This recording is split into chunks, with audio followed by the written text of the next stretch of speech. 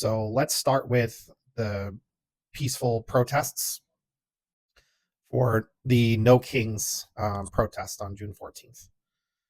Um, According to the Facebook group Alt National Parks Service, who was communicating with the organizers of the No Kings protest, the goal was to get 3.5% of the population out in protest, because that's the sort of magic number that is what's needed in order to beat back an authoritarian regime using peaceful means and demonstrations. So 3.5% would be somewhere around 12 million people. They say what we actually got was 13.14 million people. And I I don't think that actually includes some of like the smaller offshoot protests that occurred that day. I went to a local protest near me with with a friend and my girlfriend, and I saw lots of great signs. Maybe I'll do a post about that. I didn't actually end up taking pictures because I am just worried about accidentally putting somebody's face out there and potentially jeopardizing their safety, because it's been advised to not do that. I did practice some precautions, as I would recommend you guys do too when you're going to these protests.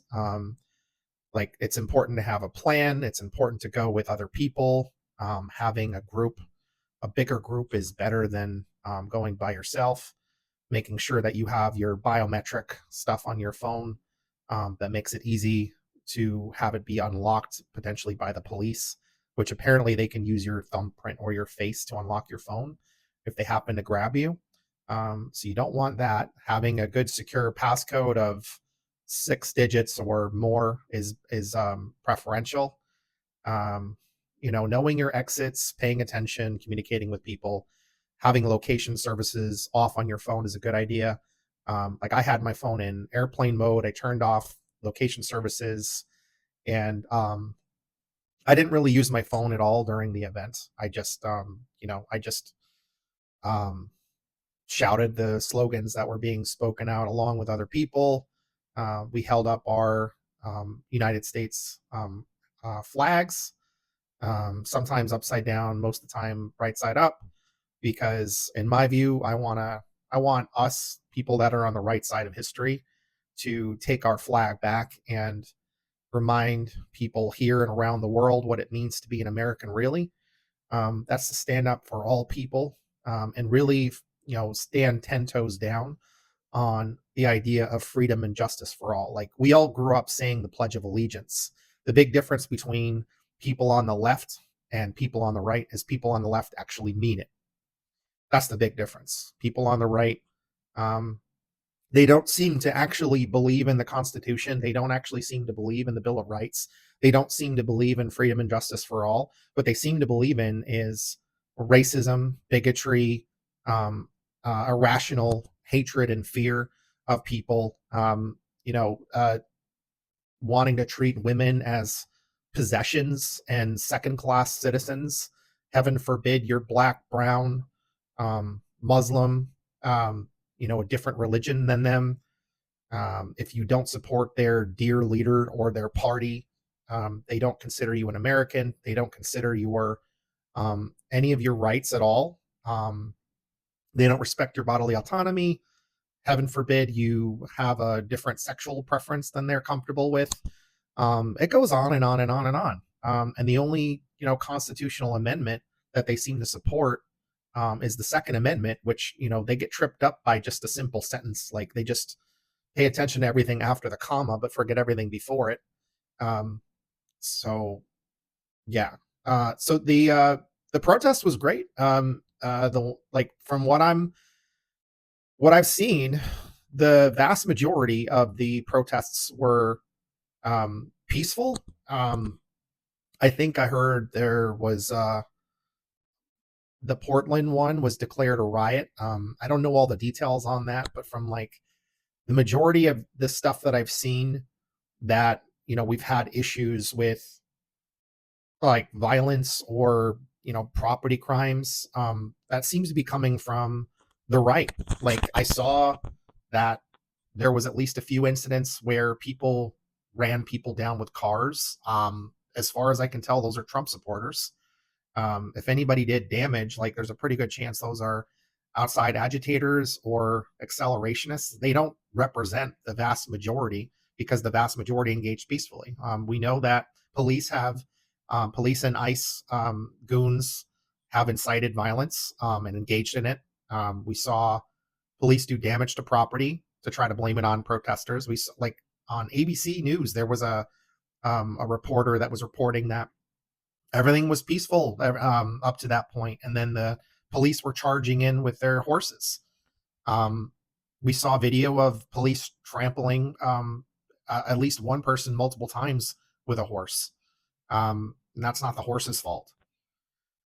So we know how it goes. Like in this country, like the greatest offense that you can engage in is disagreeing with state violence, and violence comes in many forms. Like to me, violence is denying um, more people every year healthcare. Um, Violence is locking people up for the crime of poverty or not having a home, not being able to feed themselves, not being given a place to use the bathroom with dignity. Um, it goes on and on and on. So if I get on this subject, I'm just going to keep going for a long time, and maybe some of you are down for that, and others will just tune me out. So yeah, I'm very proud of everybody that got out there and protested. It seems like there's going to be backlash from the Trump regime, that they're like he's big mad that his birthday parade, which that's largely the purpose of that $46 million military parade, which is not it's not American to do that kind of thing. Um, and apparently, like they were anticipating what 200,000 people to come out to that, and it was a major flop. It was kind of a joke. It looks like the troops that were there didn't want to be there and engaged in malicious compliance. They were marching out of step. Anybody who served in the military knows that you drill on marching and things like that for at least a couple of weeks when you're in training, in basic training and advanced individual training. I did it in both. We learn to march, and you know how to self-correct, you know how to keep things tight, and there's always people in the squads that are in charge to make sure everybody's keeping it tight. That's not what happened. You saw a lot of like heads bobbing up and down and stuff. That means that they're out of step. um i think they I think that was largely just a big fuck you to Trump. um so yeah, kudos to those guys. Apparently their turnout for his thing that was supposed to be a couple 100,000 people, which I think his family members didn't even show up, which is kind of funny. He just looked like angry and maybe fell asleep a little bit, had like a scowl on his face. I think he was expecting it to look like some North Korean or Russian um, stuff, but that's not what happened. Um, so that's kind of funny. Stay mad, and they're cracking down on blue states more. There was a Democratic runner-up for mayor, I think, that just got arrested. I believe he was just asking for a judicial warrant with some ICE activity, and they snagged him. So that's 3 Democratic politicians now. Their ICE is being sent to crack down even more, even though Trump, I think he was going to pause the